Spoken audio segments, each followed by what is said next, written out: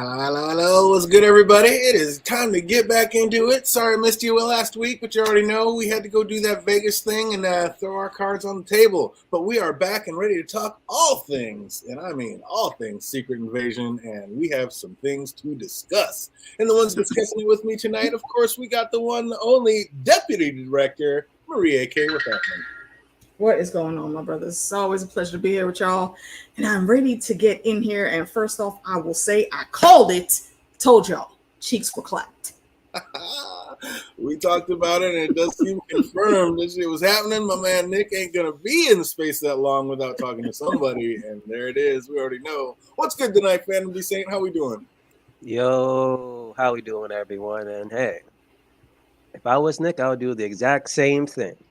We talking about Shaft. I expect nothing less. Like you're doing a scroll, like the fantasies you can be doing, just shade shifting constantly. Say less. You don't even gotta explain. He has his own like holodeck from Star Trek in one being right in front of him, willing to do whatever he want to do. That's chef's kiss. Oh man, this one's called Secret Invasion, season 1, episode 2, and this one is called Promises. And they started off with a Captain Marvel recap, showing those that haven't seen it kind of how Nick was first introduced to the Skrulls. I like how they did that, like so you don't have to watch the whole movie, just check this out and you'll be caught up just that fast, pretty much. Facts. That was good stuff. We say that Gravik is no stranger to Nick Fury. He actually met him as a young Skrull that had just lost his parents in the war. So Fury made them a promise that he seems to have rebuked on. So what's up, Phantom? Does Gravik have every right to be upset with Fury? Of course. You pretty much see it within episode 2 and 3. It's like, God damn it. Like there was a lot of promises said between Nick and Kara. Williamson, that's her name. Kara Danvers, yeah. But Carol. There we go, the Carol. Between finding them a new home and that promise that they made. Absolutely. Fury's last words we heard Gravik here were, you keep your word, I'll keep mine. And it seems like some words were unkept there, AK? Indeed. And this is not my thought on the matter. This is originally from Lady D. I think that Gravik is going like super hard, really, against Fury. And it seems like, he's playing these games like 2-3 steps ahead and able to counter the stuff that he's putting in place. A theory that Lady D had put out there is maybe it's because he was an orphan when they met, him and Wifey actually adopted him. So he bought what Fury said he was trying to do, but then he saw through the bullshit, and now he's acting up because Pops, fuck you. Mom, you let him do this shit and you still let him do this shit. So I'm gonna go over here, cause a ruckus, and get done what needs to be done.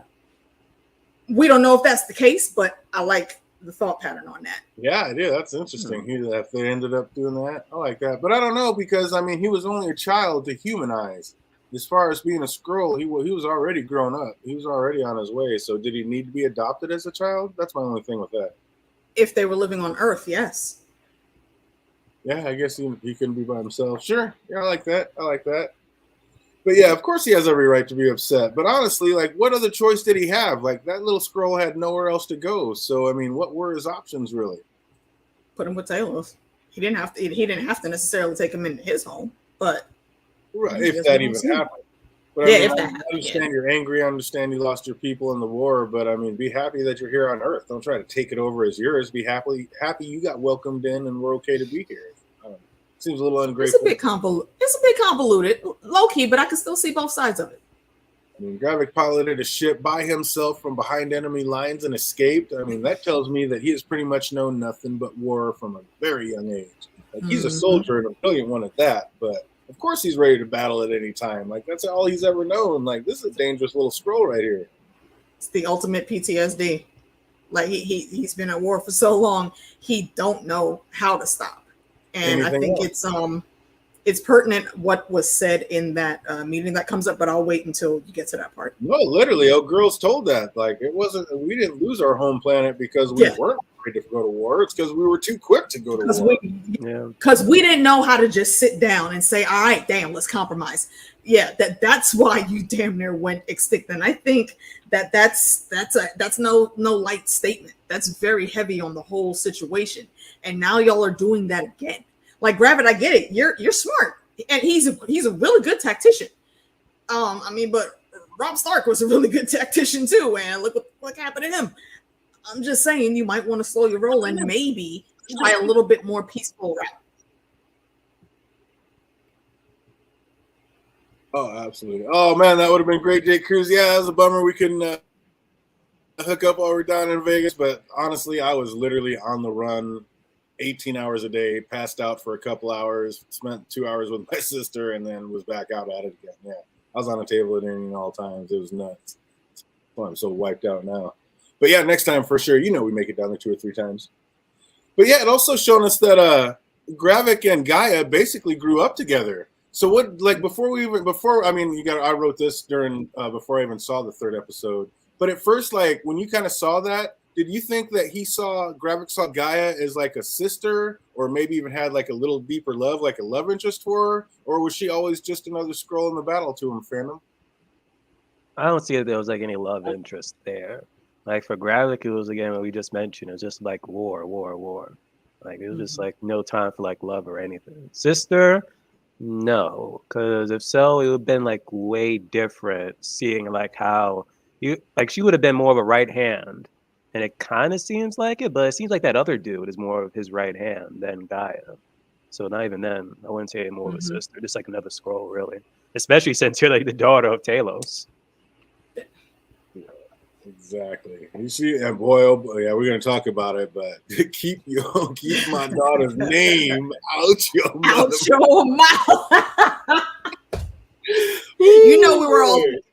All 3 of us were thinking it. He was not playing. Oh, it's dying. It was amazing. Oh man! Before getting in the car, Gaia and Gravik kind of gave each other a look. Like, does he know that she met with her father? Or I was like, did I call it last episode? And that wasn't even her. We're gonna find out. It was Gravik that was skin changed as her when he met as Talos. Nah, I think he knew. You think he knew that like that actually was her that did the meeting, and he knew that she was the undercover spy? Pretty much, he just had to prove it. Mm-hmm. On the getaway train, Gravik drops a bomb on Fury. I mean, not Gravik, Talos dropped a bomb on Fury, telling him that he summoned all million survivors from his homeworld to come seek refuge on Earth, and they all came. I mean, as expected, Fury just lost it. Like, I'm like, don't ask the question if you don't want to hear the answer, Fury. But I mean, can you imagine finding out there's a million of them here just all of a sudden at the drop of a dime? It's like you invite one person to the cookout and they bring every single damn person. I'm like, whoa, I only have a certain amount of food here for people and you bring in everyone? We ain't got enough ribs for this. Exactly. We don't have enough food or resources to have a million of another people come. Plus, we can't get along with each other, much less someone else. Like, come on now. But yeah, that was amazing. I get Fury needed a moment, but was it smart for him to just put Talos out like that, AK? Like, he needs all the Skrull allies he can get right now.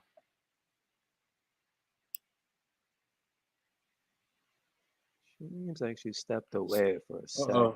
Must have missed one. But what do you think about that, Phantom? Like, was that pretty dumb of him to kick him out at that point in time? Like, you need friends. You don't need to be ostracizing anybody. Yeah, he was just in his feels at that point. And, he has every right to. Because, again, like, for years, he just thought, oh, it's a certain amount of Skrulls. But then a lot of them came. But like he said in that story with his mother in that game, it seems like he had an idea, an inkling of it. He just was hoping that he was wrong. Yeah, exactly. Please tell me something else. But yeah, like I said, don't ask the questions you don't want to hear answers to. Could there be a more awful task than having to tell a grieving mother how their child just died and that it was your fault? Oh my God, that is just the most brutal scenario I think ever. That'd be too much. Too much. Fury thought. I mean, that definitely hit Fury in some kind of feels, though. He's definitely feeling some kind of way. Like after Maria's mama told Nick, "Don't let her death be for nothing," it looked like he definitely felt some kind of way. That verbal wake-up call was like a slap to the face, if you will. You think he's gonna put in a little extra, or was he already on a mission to just get even and get revenge on all of them? Yeah, he was gonna get revenge, but he still was gonna let her know, like, yep, it's my fault. She dead, but don't worry, mama. She put a foot in his ass, though. He's definitely going to get him. Of course. Oh, you better get some revenge for my baby girl. Don't let it be for nothing. So Gaia drives Gravik to a meeting of the Skrull Council, and we see there many of the nation's leaders are already indeed Skrulls. So with this latest bombing, he has now scared them all into submit to him and elect him as Skrull General. All but one. It's like, did he really let her leave, or do you think hers is coming? It's a gamble. I honestly thought she was gonna get got as soon as she walked out of there. Or outside when she's out making a call right outside the door in front of those other guards. Mhm. Like, are you nuts? Like, you better get on in a car before you start talking like that. Exactly. I completely agree. It made no sense. I mean, I understand she needs to get the word out, but maybe get away from the building and have enough foresight to know that you need to have some other car from around the corner that nobody knew about come get you, and not get into the one that Gravik knows is yours. It's just my thought on the situation. I don't know. She had to want out. No way you kill off that character any other way. You never know. Gravik don't seem to care. He'll kill anybody. My man is just quick with it. Like you said, he's a soldier. Mm-hmm. He's the freaking general in Avatar. That's what his persona reminds me of. Oh, the yeah, guy that'll kill anything for whatever reason. Yeah, and take everybody to hell with him. Like if he needs to, everybody gonna die on this mission. We're going for it. That's crazy. Mm-hmm. When he did let her leave, did you think any of the others were like, "Damn, I wish I wouldn't have submitted. I could have just walked out of here." Oh, I think they all did. I'm like, I think they all did. They were just too scared.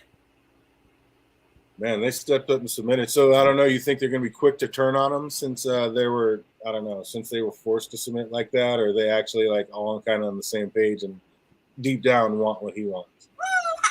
There's only one person that was really on his team, and I believe it was the Prime Minister lady. Yeah, definitely. Everybody else, they really were just going with the flow, I think, except for the one guy that actually did try to speak up. I mean, he got chopped to the throat for that, so he shut the hell up after that. But still, we saw the lady from India. She's not having it. Like, yo, these are my reasons.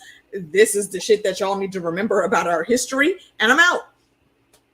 I think as soon as something happens and the tide turns, or as soon as like one good hit against Gravik is done, all of them are going to change their tune. Yeah, I don't think any of them except the Prime Minister really want to be there like that. You're on that same tip, Phantom? Yep. But seeing what's going on in episode 3, it's like, maybe. Because I'm curious if they knew. I think episode 3 is when they learned about the whole Super Skrull thing. I don't think they knew beforehand. No, I don't think he knew until... I don't think any of them knew until he actually physically told them. And even when he said it in that meeting, he didn't really explain what that meant. But we saw it in action, because now it looks like he's got the extremists in him. But I told y'all last time that that's where we're headed to, is the Super Skrulls.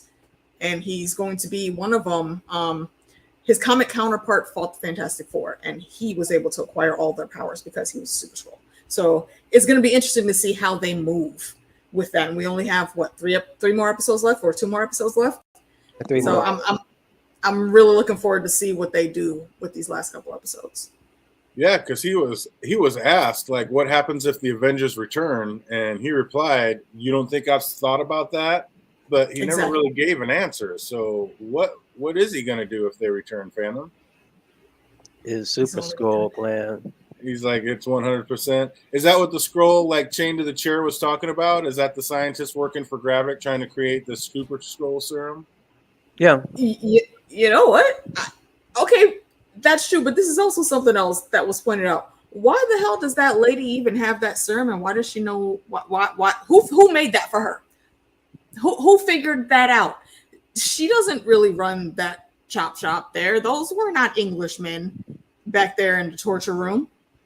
So how did she even know that they were there and what they were doing to who? And how was she able to just show up there? Oh, you're talking about Sonya. I just look at it. She's like the British equivalent to Nick Fury. Yeah, So, exactly.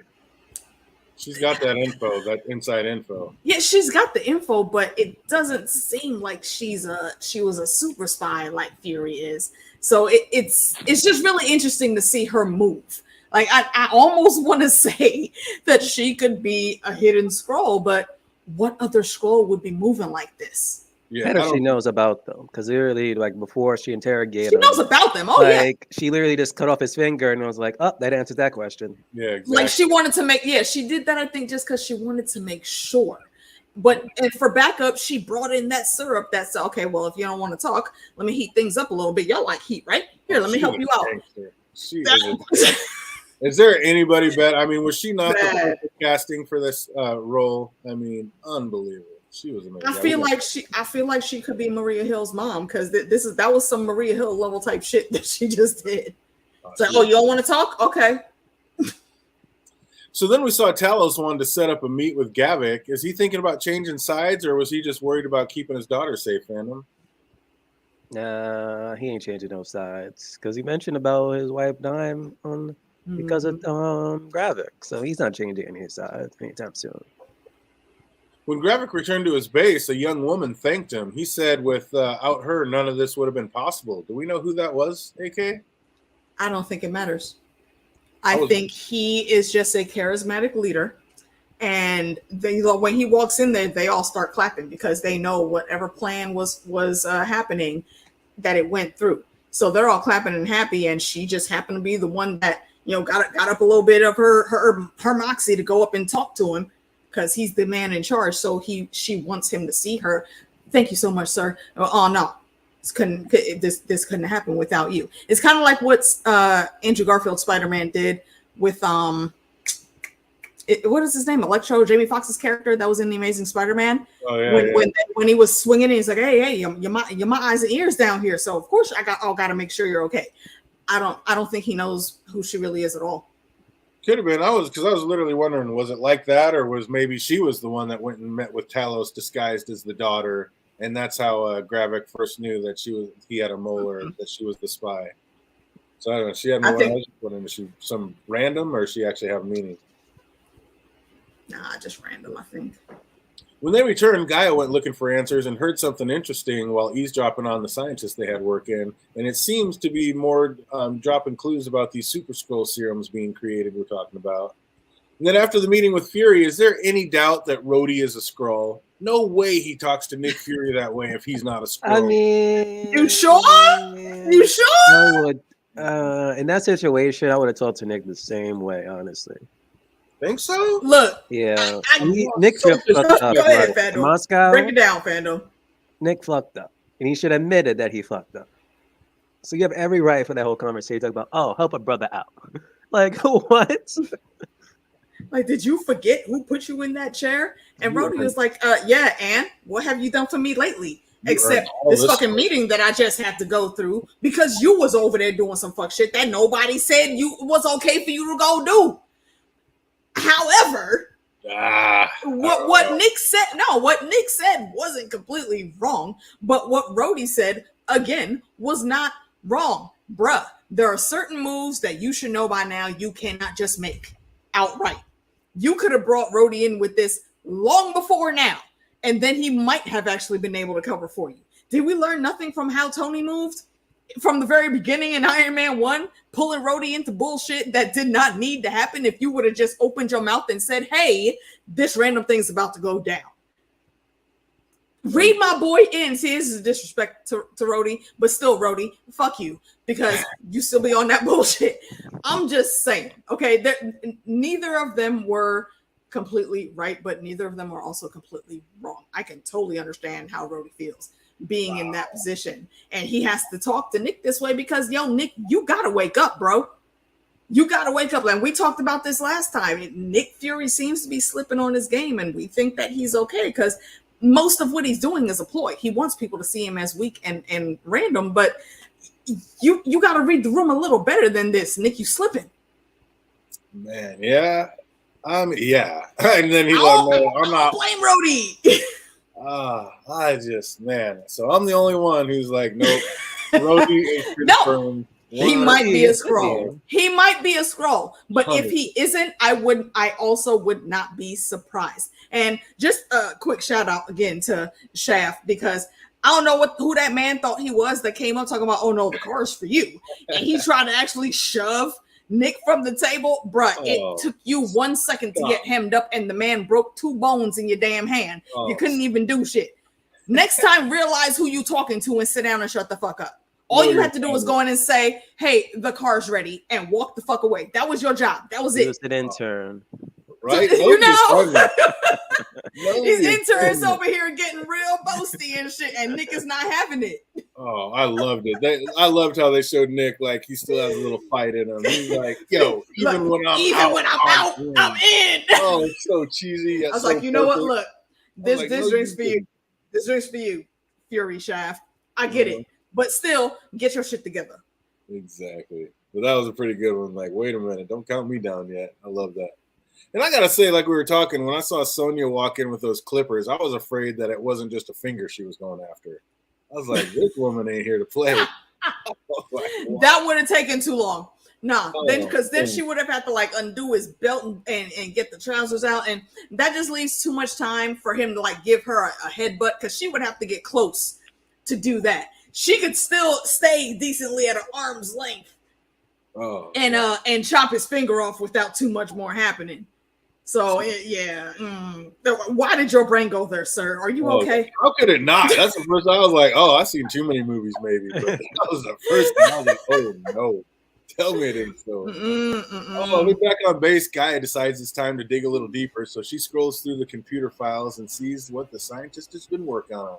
Gravik's too smart for this, and I mean, I don't know. Wouldn't he have had that like important information like better hidden or protected? Like he wanted her to see that, didn't he, Phantom? Of course. That was a setup. Absolutely, that was BS. But like we were saying earlier, Olivia Colman is such a gangster. Like she was the perfect cast for that Sonya. She is with the shits. She is with, and she still keeps that Mary Poppins proper English speak. Oh, where's the escape hatch there? Cheerio, you can leave now. That was amazing. It's like when Gravik showed up. I love her. I love her in this character. Oh, she got it. Like just so quick and easy. Like you said, the female Nick Fury up there just doing it, getting it handled. I was loving it. When Gravik showed up to free his men, though, he was playing no games. Like he definitely fits the bill for War General. Like that was a pretty sweet scene when he was flipping people over and shooting them and like cutting them with throwing knives. And, the boy can fight. Dude, Gravik gets down.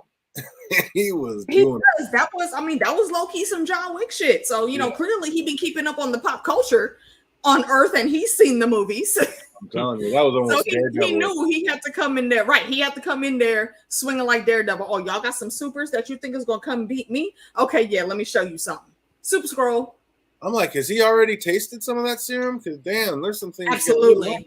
You think he's already absolutely syrup? I think so, maybe too, because this man's got some game. And while he was getting down, Gaia excused herself from the car and went and made a call. Who did we think that was to? Pops. You think that was to set him? You think she really is the one that blew up the safe house and told the cops where it was? Yeah. I still think it might be that guy Beto that did it. They're just setting it up to look like that. But I think that Beto guy is an undercover spy that might have done. Did you see the theory that I put in our thread? Because I think right now is actually a good place to pull it out. Okay, well, let me get you hit. My thoughts, and I only came to this thought after rewatching episode 3. And shameless plug, anybody that's watching, me and the ladies will be discussing episode 3 also again on next Monday on my channel. So come by and swing through for the fun. Case channel. I'm thinking that y'all, I agree with y'all now that he is a plant, but I think he was coming in specifically to replace Gaia. I think this was already in the plan, and Gaia is leading up to everything happening for her exit, and she was going to give Gravik a reason to make her leave, or some type of reason to take her out the game as he saw fit. And if you go back and look, I was only halfway through the episode when that happened. We know what happens later, but we'll get to that when we actually fully get into that episode. I think that he's there specifically because she's about to make her exit strategy, and he's taking her place on Intel. They've showed him getting close with his upper management a little too much. I like it. I like that. It could be. And that she's the one that set it up so she could get out, you think? Yeah, I think that was part of her exit strategy. I like it. That'd be tight. Later, when they got their guy, they had to drive by the safe house because it was crawling with cops. Like, that's what I'm saying. Is that who Gaia called or someone else to someone that's out the secret safe house? But again, I'm thinking it might have been that Beto guy, and they're making it look like it was her. But yeah, we'll see. Could have been. We gonna see. When they see Gravik has no love or loyalty for his people, like as he has one of the best or one of his best just executed for maybe just having talked, like possibly 100% a soldier. Like he just nope, I'm not taking any chances. You might have talked, bam, you gone. Like what? That's supposed to be one of your best guys. Like that is brutal. We don't even know how long he was in there being tortured before Homegirl showed up. Yeah. Like man's went through. He already looked tired when she showed up. I mean, he still wasn't going to give him shit, right. But he had very clearly already taken several brutal beatings. And then she comes in and makes it 100 times worse somehow than what he's going through. And he finally thinks, okay, I did my job. I'm going home. I'm going to be able to rest for a little bit, but yay, Heil Gravik or whatever. And I'll be back on the front lines soon enough. No, that did not happen because Gravik was like, you know what? I ain't even taking no chances. Bruh, can you let the man at least get like one night's sleep and a good meal first, at least? Something. Like let him get cleaned up or something. Damn. Like that's what I get for giving myself to the cause? For real? Just put him down like a rabid dog. Brutal. Absolutely. Worse than that. Oh my God. Yeah, that was too much. I mean, they just took him out in the woods and shot him. Like we know Skrulls change back when they're killed. So they're not worried about hunters or hikers like stumbling onto this dead alien body. And for that fact, accidents happen every day. So how has Skrulls not been found out about already? I think because they move in, they know how what they need to do to blend in. So I think they're masters at it by this point in time. I mean, regular humans have disappeared out into the woodworks, from history, from many a story that we've all heard. So I don't think that's impossible for them at all. No, but I don't think he's going to be found. They might, yeah, but they're in the middle of the woods. It's a whole lot of bears and wolves and all types of other shit out there that's going to see that as fresh meat, free meat that they don't even have to fight for, and they're going to eat it. Right, but that's one case. I'm talking there's a million Skrulls out there. Accidents happen. Somebody got in a car crash. Somebody died in a plane crash. Somebody died somewhere and had to change. How did that not get out? Like this mofo just turned green when he died. What's up with that? That had to happen a few places across the. How have the Inhumans been living side by side and not been found out? Well, they don't. This isn't anything new. I'm just saying that makes no sense. Somewhere, a Skrull died and must have changed back. How has nobody ever heard of Skrulls before? How are they still? I don't think they've heard of Skrulls, but in those instances where we constantly hear about, there's alien sightings, I think it's like going to be like similar. Just a couple of those could have been Skrulls. Yeah. I mean, how many stories do we know that supposedly come from Area 51? How many abductions have we heard about that? Supposedly some random aliens, came and got some dude in bumfuck Idaho and did some butt probes on him for whatever reason. And then brought him back 3 weeks later, I think it's very easy to cover up because random things apparently happen all the time in our world and people are able to deal with it swiftly. There's so many things that happen that the general public does not know about. This is the modern day and age of cell phones. This is the modern day and age. How much shit how much stuff do we still not know that happens every day? There's no way that there's not. It's not that hard. It's like, look at this person I saw. Come on. You can't get in an argument today without it going viral and going out there on the internet. You're going to tell me you're going to walk up on a dead alien Skrull and take a video and it's not going viral? Come on. That's explained away a little too easy. I think they need to come up with something to tell me why nobody's found out about Skrulls yet. Because when they die, they change. And at this point, if they even see like an alien or anything, it's like, okay, it's another alien. We've seen X amount of stuff since the event. Right. Again, the bus scene with Stan Lee. What the hell are y'all tripping about? You ain't never seen an alien before? It's old news by now. It's old news. And even in the 90s, we had that whole era where people were, where all those alien abduction stories were coming out like almost back to back sometimes. This is easy to cover up. Is all I'm saying. If there is a cover up, it's easy for the government to do this. Yeah, they know their anonymity is a fucking important, but man, I can't say that. I know it's hard. But yeah, I don't know. That just seems rough. Anonymity. Anonymity. There it is. Oh, Fury has to be doing something important while he's in space to not become. Yeah, why did Fury stay away? Are they going to explain that by the end of this? Why Fury stayed away so long? I kind of think they already did because Talos called him out on it, you know? Shit was too thick and Fury couldn't handle it. Again, PTSD. It's a lot of wars that Fury's been in, and the shit is getting more and more real. And we know the type of person Fury is and what lengths he will go to protect Earth, period, point blank. Like Talos said, you know, well, what did you get for your midlife crisis? The Avengers.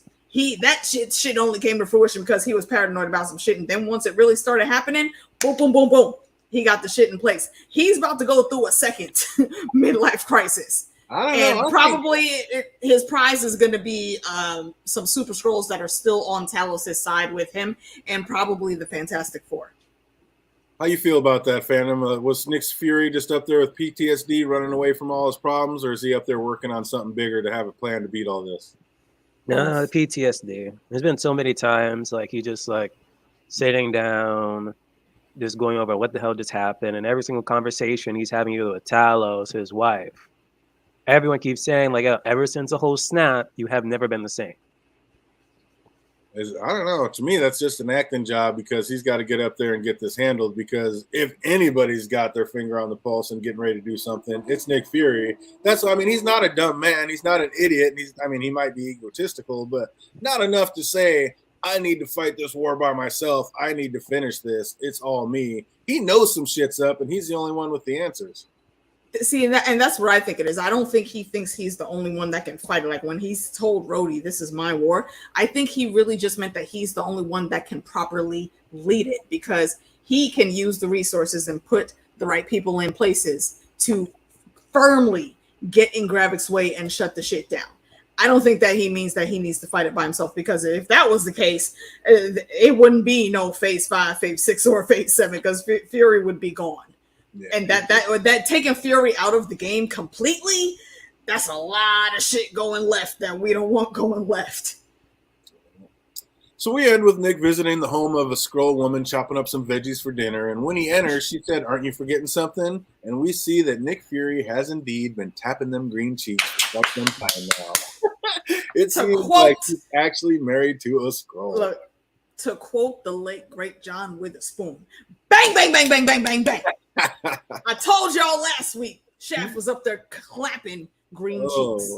And lo and behold, this is the same woman that introduced him to Gravik. That's another reason why I agree with Lady D. I really think they adopted that boy and what's going down. This is also a family dynamic, even outside of the war. But I was like, wait, so he can hate on Talos for bringing his people here, but has no qualms about marrying the one special one to him and having her live here on Earth? Like, hypocrite much, Nick? No, that's his wife. What you mean? Is it though? His wife before. You can't come up here and say you get your pick and nobody else gets nothing. Okay, no, but see, no. See, here's the thing, though. That woman, she was in the group that Talos was with. And we know that because of the meeting that we saw going down. She's been there just as long, I think, as Talos. I think she was on the ship that we saw in Captain Marvel. So that's why he married her. You know, he got to know her that well enough. He had that much time to spend with this woman. So I would not begrudge him a little bit of happiness. I mean, this is Nick Fury. Bruh, human women were not with this dude. Nick Fury is low-key like Batman. They both crazy as fuck. They are both batshit crazy, and it takes a special someone to wrangle them, which is why the only biological child Bruce Wayne has is with freaking Talia al Ghul. And who is Talia al Ghul's father? One of the most notorious gangsters ever in comic history. Ra's al Ghul. So right. So yeah, Ra's al Ghul is that boy. So if we ever get into comics, I'm down for that fucking conversation. That's he's a villain, but that's that motherfucker. So yeah, and Fury is that dude, man. So I think it stands to reason that that woman would actually be his wife. And also something else that I brought up and talked about in my chat with the ladies on Monday is when a lot of those changes were made to after Nick made his speech and he asked for volunteers. We know got Talos' wife came through first, and then everybody else came up after that. They all chose to have the face of white folks. That woman is the only one that we've seen be black, be a person of color, other than Gravik. And I feel like there's some type of reasoning for that, which actually, now that I think about it, that gives a bit even more of the familial relations between like that woman and Fury adopting Gravik in his younger years there. It does make There's sense. a reason he's so good at war. If Nick Fury's my dad, I will absolutely be the best fucking tactician you will ever meet in your life.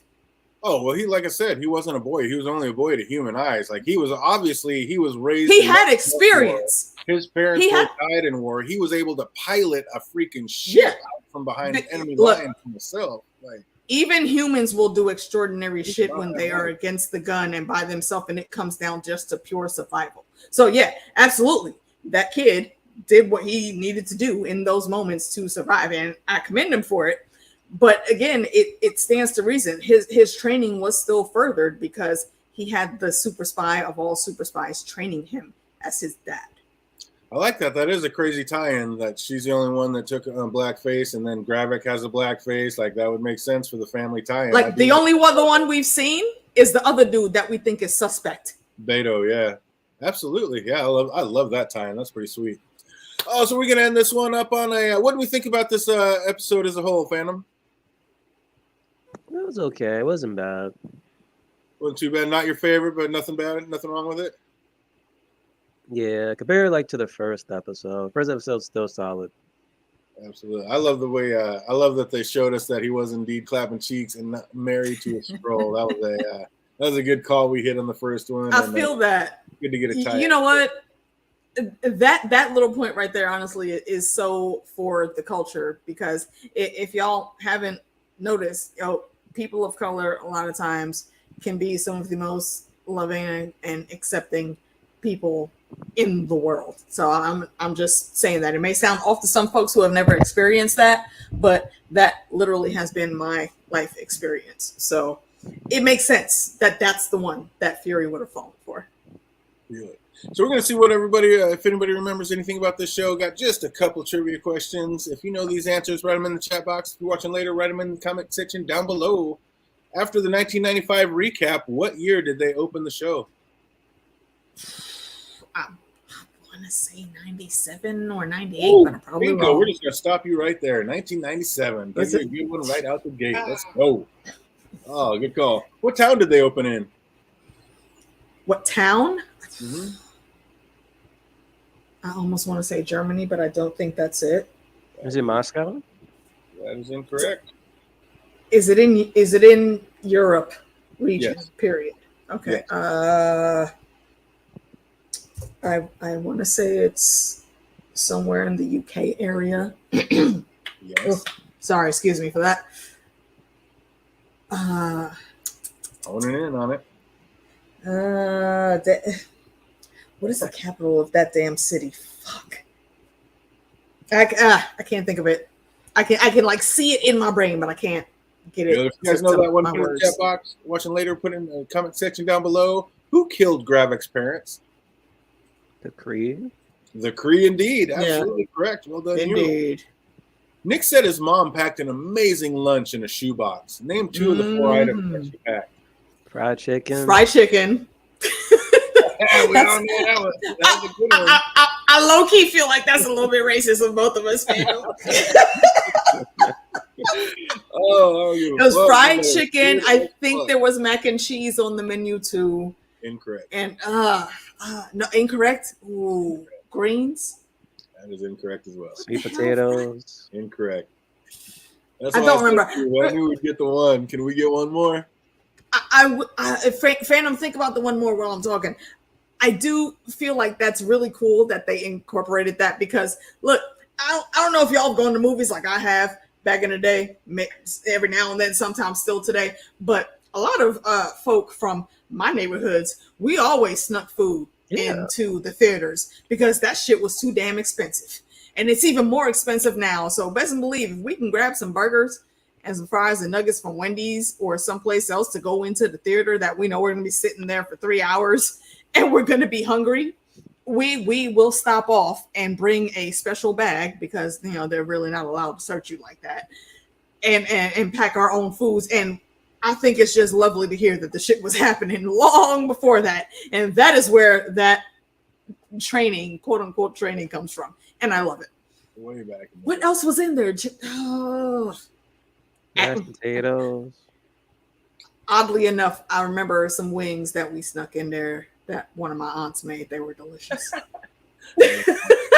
Anybody can guess one of the other three things right in the chat box down below.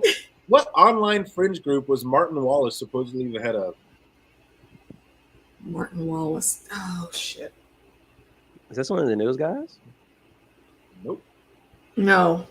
What online fringe group was Martin Wallace supposedly the head of? He's the one that they pinned the bombings on. It's the older dude, wasn't it? No, The older dude on the ship, I think. It's about Americans aid Russia or something. Ah, there you go. Americans against Russia. Well done. Nice call. Good on you. Good on you. Oh, there's a little one-liner that just slipped in. This is a tough one. One callback. Who is the U.S. president at this time?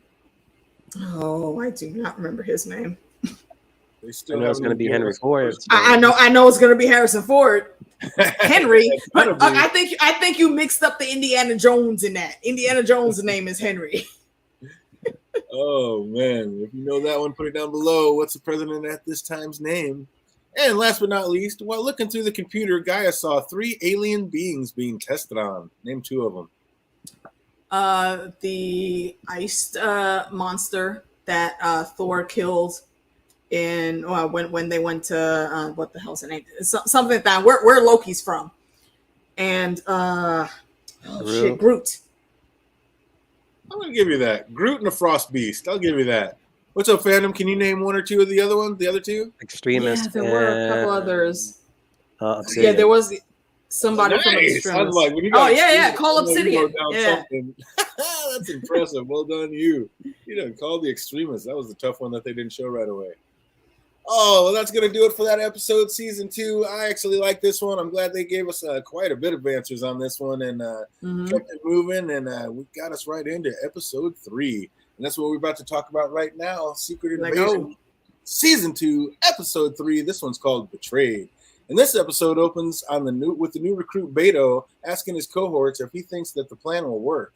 Like I was saying earlier, am I the only one who still thinks Beto is a spy? We're kind of touching on it, but what's up, fandom? What you doing? After this episode, it's like I don't think he's a spy, but I believe Gaia brought him in specifically. So after what happened near the end of the episode, like she's gonna end up like using him as inside man. I like that. I think it's both. Like I said before, I think he was part of her exit strategy. I like it. I really like that answer. Gravik was playing no games and wasting no time. He is hell-bent on ending the human race and claiming the planet as his own. Isn't it the type of thinking that caused the Skrulls to lose their home planet in the first place? Like, was he just too young to know any better? Why is he so like this? Like, why is he in one-track mind? What was that lady? What was it? Sari? The Indian lady's name? I don't remember what her title was, but she was in that meeting that we saw in the last episode. Mm-hmm. That she and you quoted it, DJ. She said that exactly right. We didn't lose because we couldn't compromise last time. We lost because we didn't know how to stop fighting. That's why. War. Yeah, exactly. And if they start fighting again now, it's only going to get worse and more lives, more Skrull blood is going to be lost. And she's not the only one that tried to give him some wisdom this episode. Talos tried to do the same thing. Bruh, how are you forgetting the roots of all of this right here? Exactly. It makes no sense that you're making these moves. Yeah, if you don't remember your history, you're doomed to repeat it. So 100%. You got to get your shit together, Gravik. Absolutely. What's up, Phantom? If you could be injected with a superpower, what would it be? Mm. You could get some of that super scroll serum. Which one? What power are you trying to take? Which superhero's powers are you trying to identify with? I probably would try to shapeshift, honestly. Be a That's it? shapeshifter? You take the actual just scroll power, just their simple power, and not really take any of the other ones? Yeah. Shapeshifting's pretty sneaky. You get people to tell you some things that you might not supposed to be hearing. There's also the potential for that power to upgrade, which a lot of times, if you know any of the original source material for the Inhumans and for the X-Men, sometimes those powers upgrade and you ended up kind of having two powers, but it's really like a progression of just the original power you had. Which one would you That's take? a really good question. I think I would go with mind reading first and foremost. So that gives me like an intro into reading people's thoughts. And from there, I think I could absolutely figure out how to just like disappear in any way, shape, or form that I needed to. And I said before, I have no qualms about who I would be in that situation. I would absolutely be like that anti-hero. If you need help, I'm going to come help you. But I'm also, I'm not going to say that I'm not going to be maybe doing some shady shit over there in the corner when I'm done helping you. Yeah, being able to I'm 100%. Only if you could turn it off, because that seems brutal. Just being able to hear everybody thinking all the time like that. We see what. That comes with growth and learning how to use it, control the power. Because you remember Professor Xavier, that's what his power is specifically. It started off, and when he was a kid, he couldn't control it. He was hearing everything all at once, but he honed that skill, and then it upgraded to where not only he could read thoughts, but he could control people's thoughts and then control them through their thoughts. So there's a lot of cool stuff that can go in just by getting like one base level power. It's funny. I was thinking about this when I was writing the question, and I started thinking about it. I was like, Spider-Man has never been one of my favorite superheroes by any means. Like I really almost didn't like him. Like I was like, never one of my favorites. Really? Not even Miles? Yeah, no. And then now that I'm thinking about it, like he actually has like the coolest superpowers, and it's not even all superpowers. He's a genius. He's a fucking genius. Yeah. Quick, and he can, so he's got like super strength and he's crazy smart. Like that kind of seems like it'd be. He's Tony Stark without the Iron Man suit. He doesn't need the Iron Man suit. He has that added strength naturally. This motherfucking kid, and he was smart enough to figure out, okay, I have the powers of a spider without making the silk. So he invents synthetic silk that he puts in cartridges that he can use like a spider. Genius. This kid. Yeah. Oh yeah, like I said, I never thought I liked Peter Parker that much. I come to find out, I'm very impressed with the Peter Parker. See, I'm glad you're not sleeping on him any longer. There's a lot of folks that do. Oh man, I like how they keep giving us flashbacks in time to like catch us up on the current story, and we see how Nick met his wife and how long they've actually been together. And I was like, side note, this is just off the wall, but in the show he called her Vara, but every time you see the cast credits anywhere on like online, she's named as Priscilla. Like, any idea why they mix that up, or is that going to be a thing, or is that just that's her human name? No, I think that's her human name, but he uses her actual name. I like that. Just like I'm pretty sure we heard her call him Nick a couple times. She's the only person I guarantee that he allows to call him that. Nobody calls me Nick. Nobody here. Well, what does your mom call you? Fury. So yeah, but if she in there calling him Nick, looking at this man like he has created the greatest sin on earth when he walks in the house. Did you forget something? What did he? And he didn't say shit. He's wait, hold on, my bad. Just he knows. Here you go. I didn't lose it. I promise. It's still right here. Like he was shook, and that is exactly what it is. Like low key, she's the and shout out to your lady. I don't know if she's listening tonight, like she does sometimes, but happy late birthday. And yeah, she's absolutely the MCU giant tamer. Nice. She wrangled the Fury. That is hilarious. She seems not to be happy about him getting blipped and coming back only to instantly leave her again, which, I mean, it's understandable. And he asked her, like, who's she become in his absence? She says who she was before she hooked up with him. Well, who she was a spy. She just told you that she can't be trusted anymore. Do you think Fury's going to, like, heed that message, fandom, or did that just kind of float by and he just still sees her as his wife? No, he does, because he literally doesn't he follow up with, like, when was the last time he had contacts with Gravik? And when they first, I don't say they first met, but within that opening scene, she was like, I don't work for you, Fury. So it's a different division. So you should, like, be on your suspicions, regardless if she's your wife or not. Right?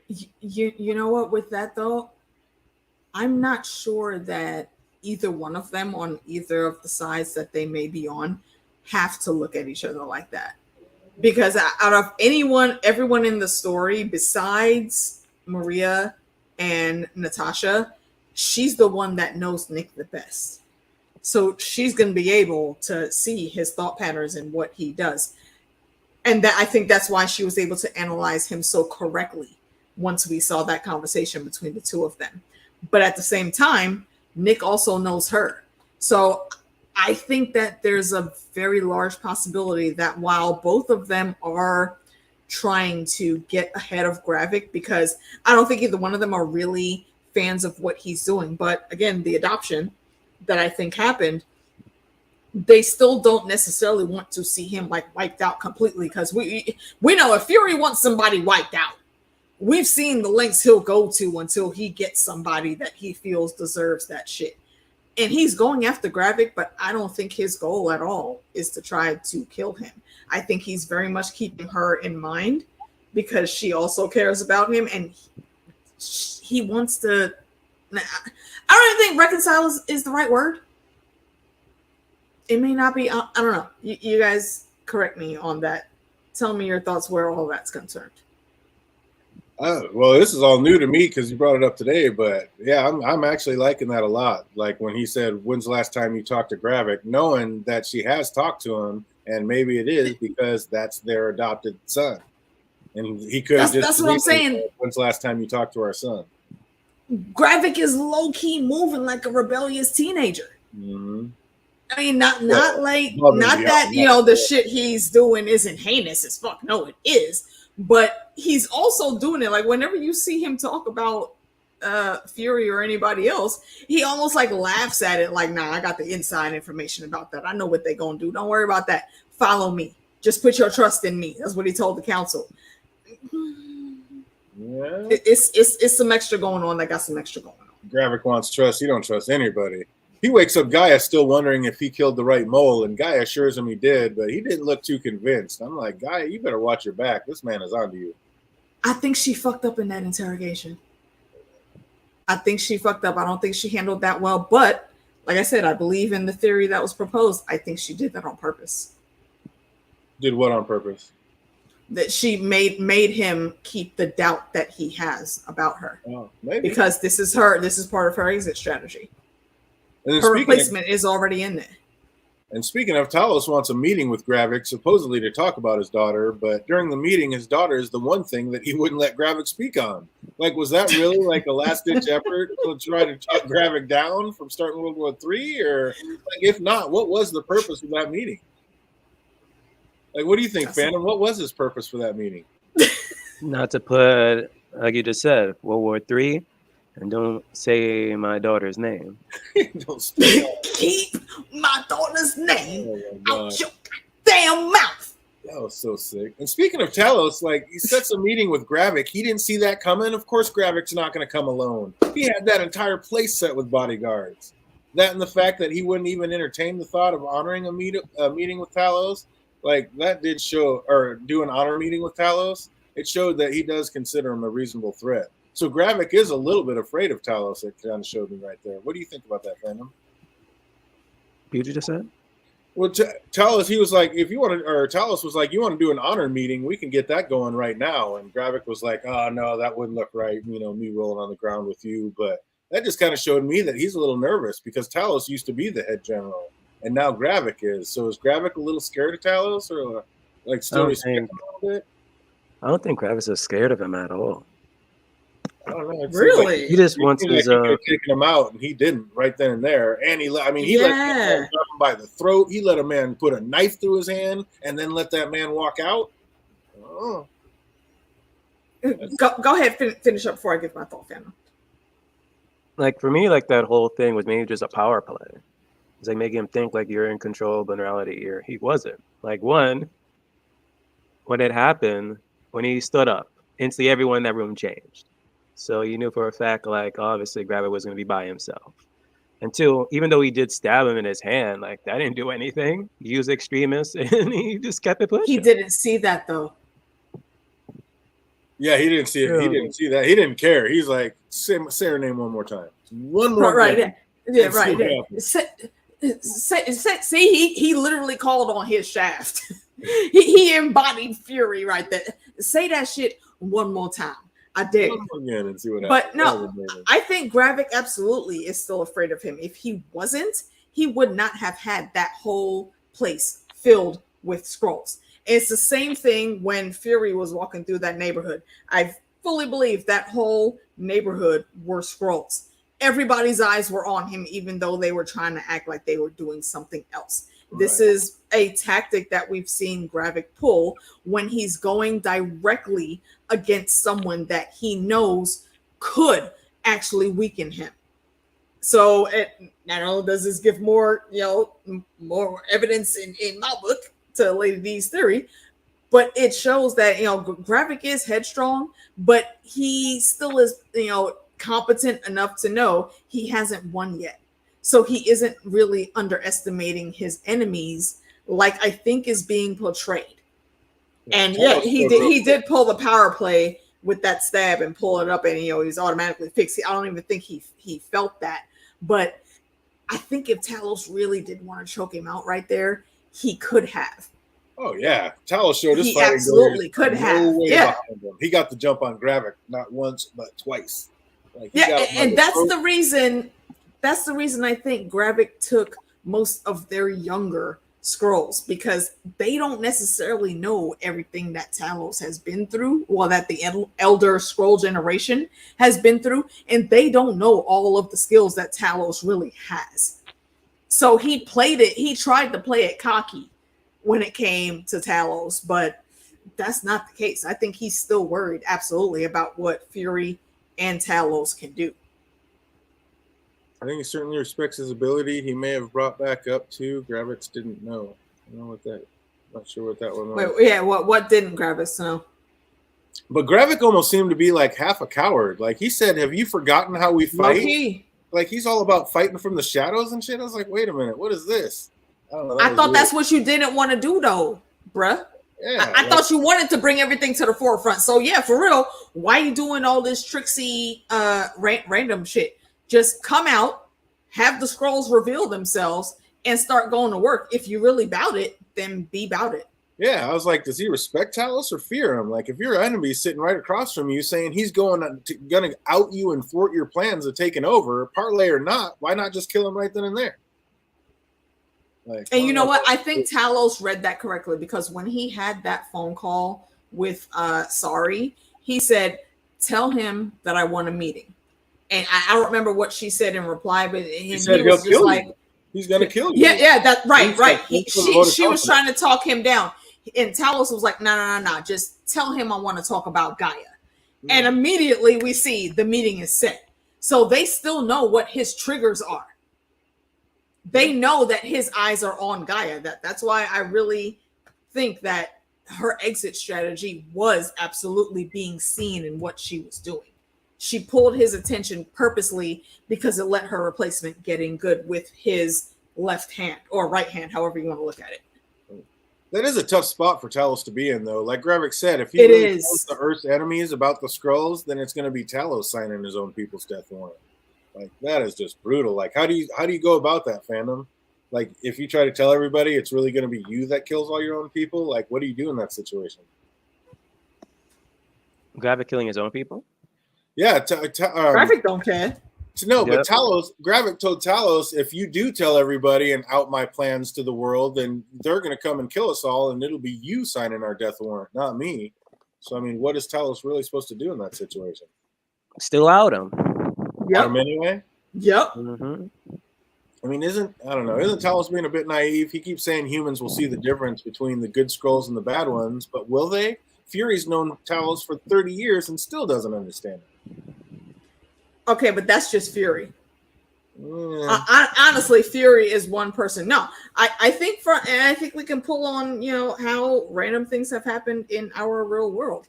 I agree with fandom. I think I think humans in the MCU would be able to see the difference because they would actively see other Skrulls fighting against the Skrulls that they see as enemy number one. But it would still be tricky how they made that known because again, they're Skrulls. They could look like anyone at any given time.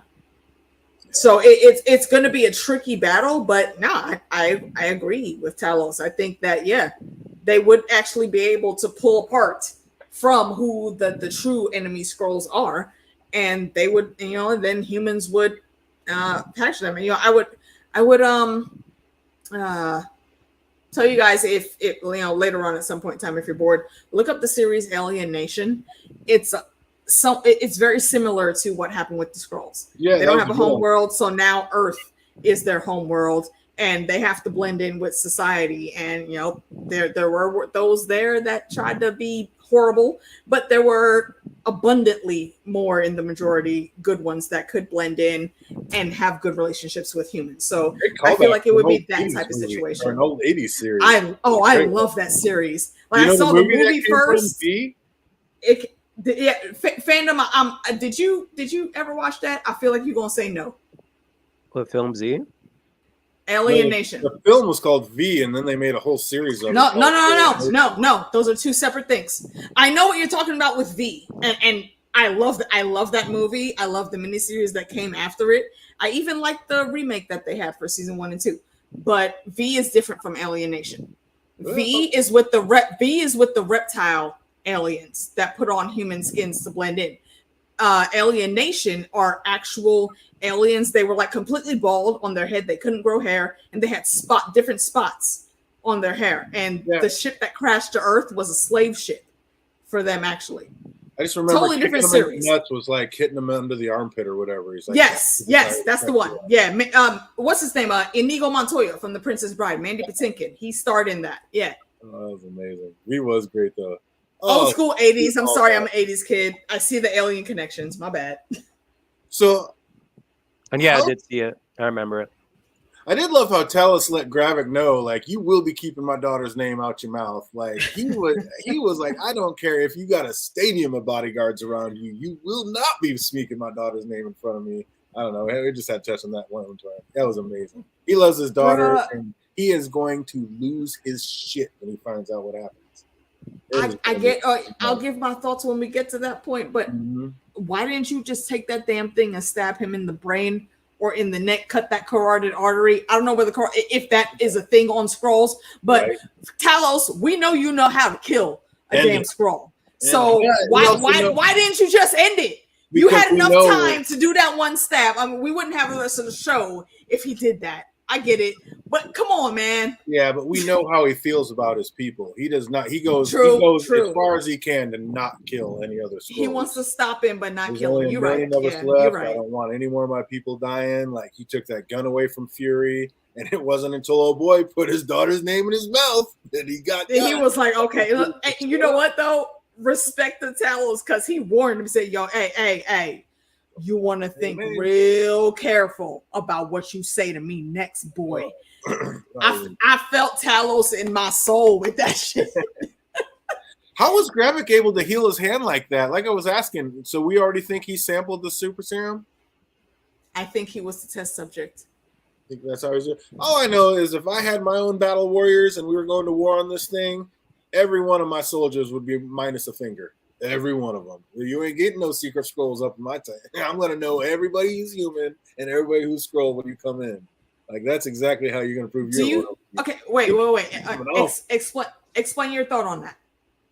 Because if I want to know if somebody's a Skrull in my house or not, I'm going to find out just the same way that Sonya found out. I'm going to have some snipping shears, and the little top part of that ring finger is coming off. I'm going to know who's a Skrull in that camp and who isn't. So okay, so you're saying anyone that's in like upper management, quote unquote, I'm that saying knows anybody about in that camp, scrolls. period. You come through my gate, I'm gonna know if you're a scroll or not. Period. Well, Yeah. I mean, but who would know? Who would even know to try to check for scrolls? Somebody with the information. Sonya knows. Nick Fury knows. There's quite a few other people. Well, Sonya and Fury do, but from the world leaders we've seen, a lot of them are already scrolls. So I don't know that they would want to check for humans because they would already know to look for what cues I was marks a coming more human off. from a scroll. Yeah, I was coming more off the thing where Talos said he was going to out everybody and let everybody know that scrolls were a thing. And that Okay. So in that case, when I'm doing that and we're going to war and I get my troops together, my troops is going to be minus a thing. Okay, right. I just remembered from like last time, in the comics, Black Widow came up with a solution for that real easy. She just pulled her gun, shot somebody in the leg. Like, oh, his blood's red. Well, there you go. He's good. Patch him up. It's like you might not die, but you feel a little pain because we're gonna figure this out. Y'all think Natasha is ruthless in the movies? See her resume in the books.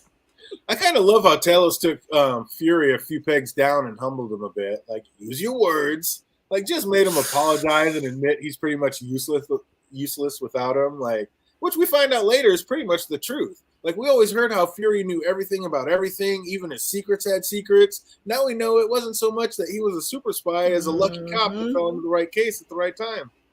That part. I mean, that explains so much. I was like, okay, this makes that so part. much sense. Like, now I see how Fury is the super spy of all super spies. He had scrolls on his team the whole time that nobody else knew about. So Fury calls Sonya for help in stopping the attack from Neptune, but she said she's cleaning up an infiltration of her own. It then showed a picture and a file of press cards. So who's the spy that she's looking for, Phantom? Wait, who? Sonya, the Mary Poppins. Oh, the English chick. Mm-hmm. She said Fury. What's that? I never thought of it that way. It's like she said she couldn't help Fury because she's cleaning up people on her own or cleaning up her own mess. Like, what spy is she onto that she's trying to figure out? She had a file of Prescott in front of her, but he's already dead. So, like, who is she trying to follow up on? Obviously, the one who told that person that went and killed Prescott, dressed as Talos. Obviously, like, that's the person they're trying to find. But it seems like it'd just be somebody working for Gravik. Okay, I'm gonna add on to what I had brought up in our episode 1 discussion. I think this could be the soft breadcrumbs for Captain Britain. I think it's possible that he or she, we don't know who's in that role right now, can be gathering intel, and that's how she's getting all the information that she's getting. That's how she knew about the serum that she could inject into that captive to make him spill his guts before heading out of the escape hatch. But right, you know what? And yeah, Agents of S.H.I.E.L.D. I'm telling y'all, look, Agents of S.H.I.E.L.D. did that real... Feige, actually, not Agents of S.H.I.E.L.D. Feige preached for how long that Agents of S.H.I.E.L.D. was not actual MCU canon. But did y'all notice on Disney Plus, the Agents of S.H.I.E.L.D. are in the MCU TV show list? He just quietly slid that in there like nobody was going to notice. Fine, okay, you know what? I hear y'all, fine. There's stories there that we need to talk about. Okay, fine. Just put it in there.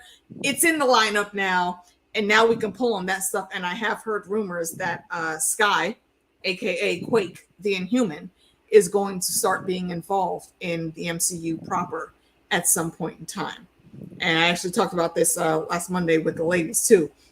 Yeah. So if you haven't watched Agents of S.H.I.E.L.D. yet, go watch Agents of S.H.I.E.L.D. because there's a lot of MCU cameos and they reference everything from the MCU films. Like that, they're even more connected than what happened with the Netflix shows, even though Feige also says that they weren't part of the canon. And that's what they did. And what they come in right here talking about when you worked for S.H.I.E.L.D., like all they did was start referencing Agents of S.H.I.E.L.D. right out of the gate in this episode. That part. Canon when you're talking about it in your show. Come on. And how many cameos were happening in Agents of S.H.I.E.L.D.?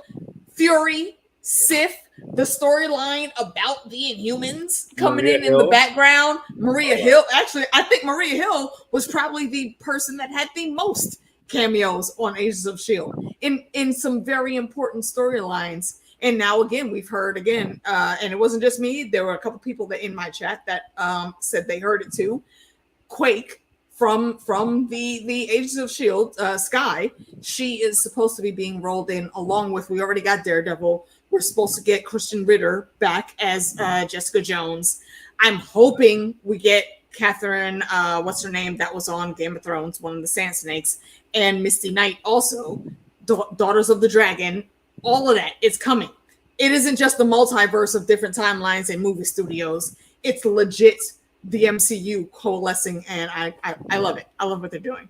And just a quick side note, if you're watching Agents of S.H.I.E.L.D., like I always say, they didn't really know what they were that first episode or that first season. So you got to get through season one. Keep watching. Yes. Watch season one. But season 2 on, epic. Absolutely amazing. Love the Bobby episode. Just get to it. It's an excellent. Facts. Love it. If ever you want to tackle it, DJ, I'm down. There you go. Oh, yeah, we go back. That's how I started doing the recaps again, was that first Agent of S.H.I.E.L.D. when Bobby left. That was amazing.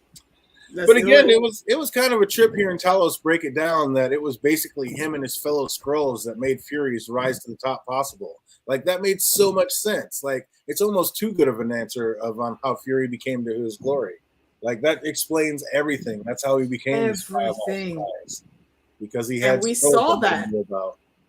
We saw that. You know how long? We don't know how many missions Fury and Maria were actually Talos and I don't remember her name, damn it, but Gaia's mom. How many things handled were actually them instead of Fury and Maria? Yeah. And I also actually now don't think that Maria is actually dead. I think that was life model decoy. And I think the same thing about what happened at the end of this. That I'm with you, but Maria, they let it pan on her too long after she was dead. She would have turned Skrull if that wasn't her. I'm positive. No. I'm not saying she's a Skrull. I said she's a life model decoy. Those are two different things. Oh, a life model decoy. Okay, I got what you're saying. Yeah, Jake had said earlier, like, when did Fury quit wearing his eye patch? Like, again, that could be a life model decoy. That might not be the real Fury down there. Highly possible. I told y'all, Fury. This storyline, I think, is leading up to Fury being the man on the wall, and he had a whole bunch of decoys in that storyline. It could be, and they kept saying, like, you're just a shell of the man you once were. You're just a shell of him. Maybe that is a shell of him. Maybe that's not the real man. There might be a reason for that. Yeah, so we're gonna find out, but they may show us that this hasn't been the real Fury the whole time. But I love Fury getting all heated when the truth was coming straight at him. Like, you better give some credit where credit is due, son. Like, this man did everything for you. He's breaking it down. Like, kid cannot handle it. And after hearing all this, I'm starting to feel like Fury never really tried too hard to find the Skrulls their own planet because his own future had become too dependent on them. He couldn't afford to lose them at this point. Facts. So that's what I'm kind of like, man, maybe Fury did just give up on trying to find him a home planet because he needed him too much. What do you think about that, Phantom? Of course. You think that's the way it is? We did that. We did that. Absolutely. He didn't give up. He never started. Oh, wow. I like that even better. He never did because he knew he needed them too much. You remember what he said to them, if you keep your promises, I'll keep my promises. No. I think that was a setup. I don't know what finagling he had to do with Captain Marvel because I think she would have absolutely spoke up against it. But there's something she had to have said to that Fury had to have said to her to make her come back with them. Because remember, at the end of Captain Marvel, they were going off into space. Mm-hmm. Their warp drive or whatever was broken, and she was their propeller. What made her bring them back? And why couldn't they settle any other planet in our Milky Way system? There's a whole bunch of them that they could have taken. Right. I mean, we already know they can live through radiation. So yeah, exactly. Mm-hmm. Yeah, Mars. That was pretty dope. How Fury knew it wasn't Talos on the comms. Like, nobody calls me Nick, Bob. That was pretty That's always the tell. That's how he knew Talos was in the place of his old boss. And such a Hollywood trope. Like, was there anybody watching that didn't know the code word to call off the strike was going to be that guy's son's name? Like, come on. That's what every single movie, it's the kid's name. That was just I don't know, though, because that guy was a scroll. We don't know if that password was set before or after he was kidnapped. Yeah, that's true, but it kind of, yeah, I mean, I don't know. It kind of seemed like it. But yeah, that's a good point. How ruthless is that, though, knowing Talos is basically the cause of his daughter's death after now? I mean, how is he going to do this? Like, they managed to stop the missile strike, but it basically ensured Gaia's death in doing so. Is Talos just going to lose it and totally go off the deep end? Like, we know how much he adored his daughter. This is going to kill him. You know he's going to feel 100% responsible for this, and he kind of is. Like, how's he going to react to all that fandom when he finds out, like, his daughter's dead for helping him out? Time to go buck wild. I mean, is he just going to go ham on everybody, or is, like, what's he going to do? If there was, like, any filter holding him back, it's gone. Because he literally already lost his wife, and now he lost his daughter. What else he has now? Exactly. What does he even have to live for anymore? I don't think she's dead. I low-key don't either. I don't low-key think that he did this so he could put her in and make her like the first super, or maybe the second super soldier. If he's been sipping on it, like, okay, it's safe enough. Now he's going to have her be the guinea pig. Like, if it isn't, no, I think Gravik absolutely thinks he killed her, and I think he views her as a traitor. Like I said, this is part of her exit strategy. I think that she didn't even really get shot. I think that she was already wearing protective armor under that. And when that shot hit her, it hit a blood pack to make it seem like she was bleeding out. And then obviously she knows to change because her body needs to show that it died. So she did that consciously. All she's waiting for to get up is for him to just be out of sight. And he didn't try to move her body or anyway. He just left her there and then drove off. That makes a lot of sense because I was like, Gaia, what kind of spy are you? You're on a motorcycle riding for your life. I don't think she's dead. You get taken down by headlights. Like, come on. You don't cast the Khaleesi of the grass fields, the mother of the stallion that mounts the world, in a role that is not important where she's only going to be around for 3 episodes. I refuse to believe that. She's alive. I refuse to believe that. I love that we're all on the same page there because I was like, come on, Danny, be better. This can't be how you go out. But for real, that was ruthless. Like, is Gaia dead, or is, like I said, I thought Gravik was going to inject her with the secret skull serum to bring her back, use her as a guinea pig, but maybe not. Maybe you're right. Maybe this is all part of the exit strategy, and she knows. But I don't know. That's the only tagline. Yeah, that's the only tagline I've been able to come up. Like for House of the Dragon, I had, always bet on black. For this show, are they dead though? Yeah. We've seen people die, but I don't think either of them are dead. And then back to Miss Fury, like she receives a text and we follow her to a special lockbox where in it she finds a gun. And it seems like an awful lot to go through to just get her a gun. Like, why'd she have to go to some special bank and open a vault? And I mean, it's a gun. Like, what was that all about, fandom? Hey, no guns in the apartment. No guns in the house, so you gotta keep it at the bank. Bullshit! You think Fury don't got guns in his house? Hey, if we know one day she was like, no gun. Bullshit! You know you damn well her ass has been through too many wars. Nope. I refuse. Oh, man. Jake's saying that Gaia may have already taken some super juice, so maybe that's why she's not dead. Maybe she had already sneaked in and gotten some serum. Well, see, from the timeline that we saw there, she had only just found out about those experiment things that were going on. I don't think she has that. Unless there's something in the back that happened in the background that we didn't see. I think she's going to be a guinea pig. I think they're going to inject her with it. We shall see. So then a girl receives a call that tells her to meet at a church in 1 hour, and the voice on the phone is none other than Rhodey. Did I call it early? Is Rhodey a confirmed Skrull? She asked, I want to speak to Gravik. Yeah, well, you talking to me. And if you notice, there was a gun that was passed around a couple times in this episode. It went from Gravik to Khaleesi, back to Gravik, and I think that's the same gun we saw being pulled out in this. And I don't think, and all it was sitting in the safety deposit box, which is interesting because how much time has actually passed that we have not been able to account for because we didn't see the time progression. Mhm. Why was that gun sent to her? And it was only that gun. There was no note in there. So I have to think that the gun means something and she already knows what to do. She made that phone call, say, hey, I need to speak to my son. Yeah, well, you won't have to talk to me. So Rhodey might be a scroll, but again, still, I think he could just be, a changed Rhodey. We don't know. He's in a much higher position now than we've seen him in before. Like he said, his other suit, when Nick called him talking about, hey, nice suit. He was like, yeah, well, my other one is made out of like titanium alloy. I can't walk around with that shit all the time.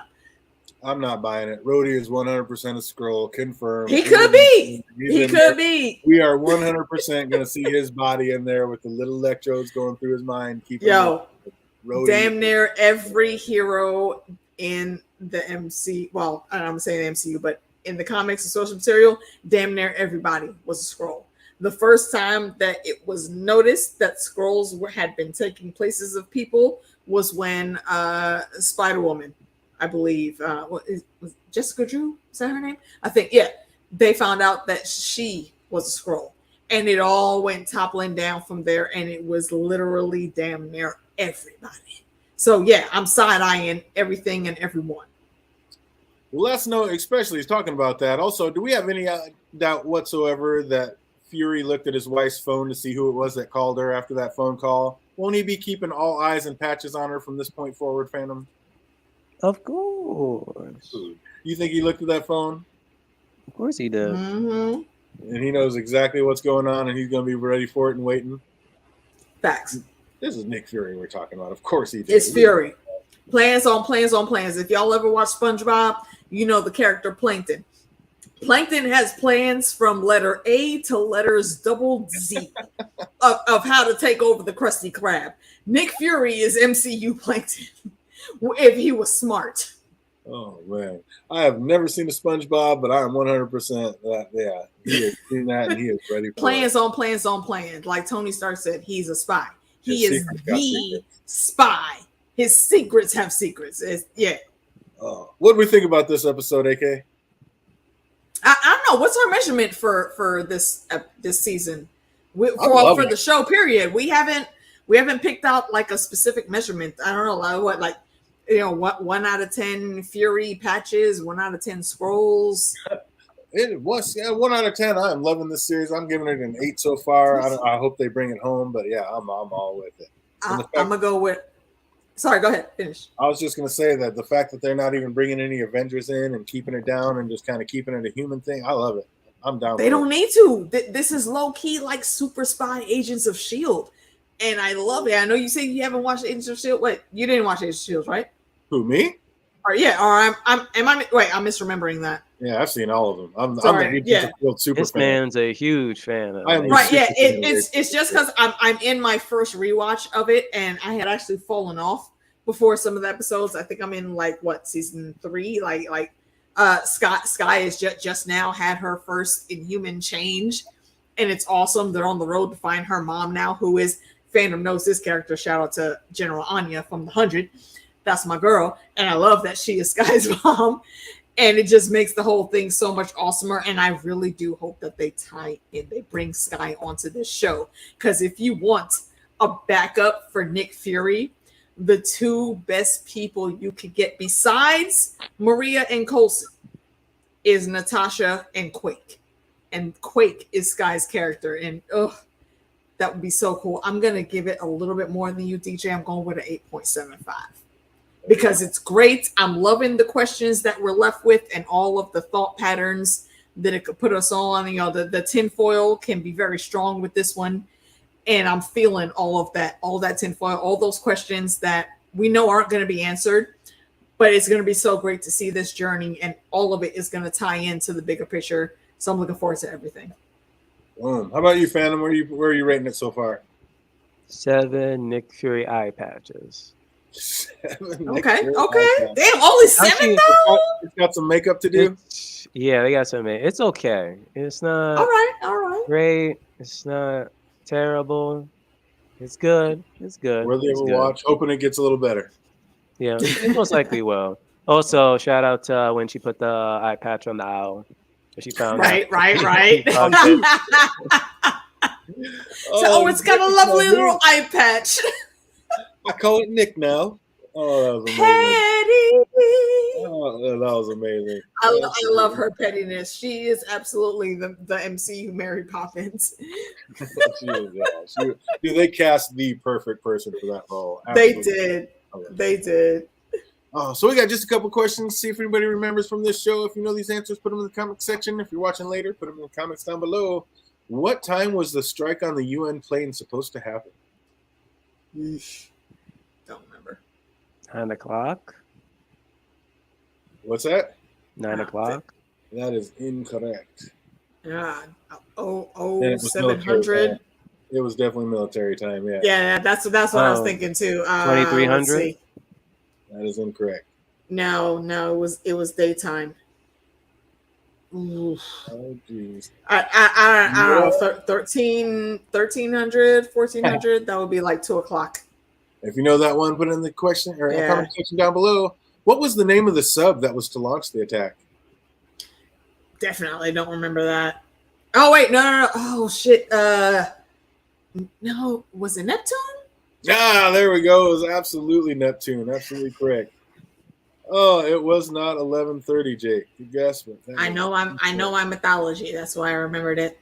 Neptune is the Roman god of the oceans. There you go.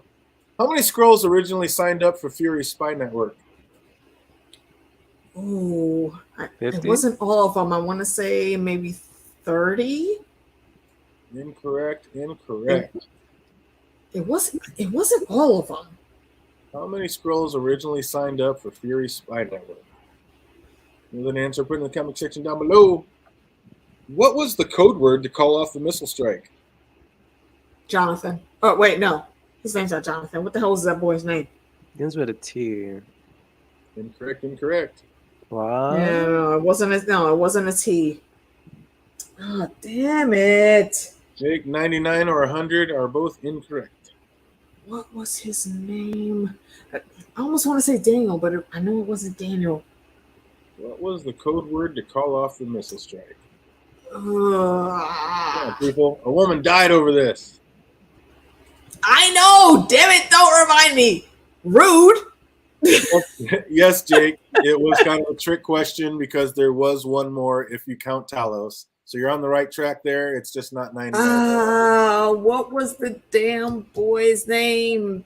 Matthew, Christian, Jonathan. He said Skylar.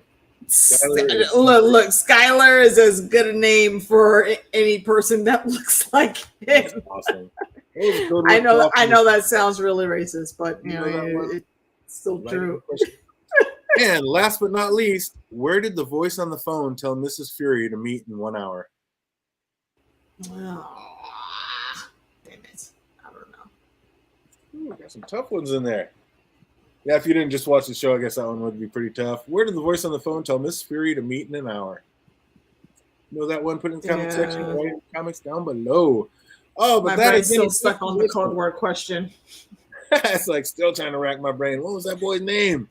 What was his name? He said it like a couple times. It wasn't Tyler, was it? No, it wasn't Tyler. Damn it. Oh, well, we're going to let you rest on that one. We got anything coming up tomorrow? You guys doing trivia? Got anything going on this weekend? Possibly may do some Jackbox. We were supposed to do trivia, but sadly, if you guys seen us keeping our thoughts, Mary had a death in the family. So she's not going to be able to be on for next week. If I can do Jackbox, I'll probably announce it. So y'all check my Twitter and Facebook. I'll post it there if we're going to do some Jackbox games instead. If not, we'll probably be back next Friday. And our category will be TV shows. You can come in. Hopefully we'll be able to get our special guests on for that in the reschedule. That's about it. Monday, episode 3 discussion on my channel with the ladies. That's myself, Meeks, Lady Diligence, my cousin Funda, and maybe Monero might be coming on with us for that too. Sounds And good. then we'll be back with these guys on Tuesday. Absolutely. Tuesday, we're going to be back at it. And Tuesday, we're going to be starting to break down the new Witcher episode. Witcher! So make sure you get that first episode of The Witcher watched. We're going to be talking about that. And then next Thursday, we're going to be back on it with some more Secret Invasion, episode 4. So if everybody out there is having an absolutely fantastic week, and it only gets better from here until we see you next Tuesday. Have a great weekend, everybody.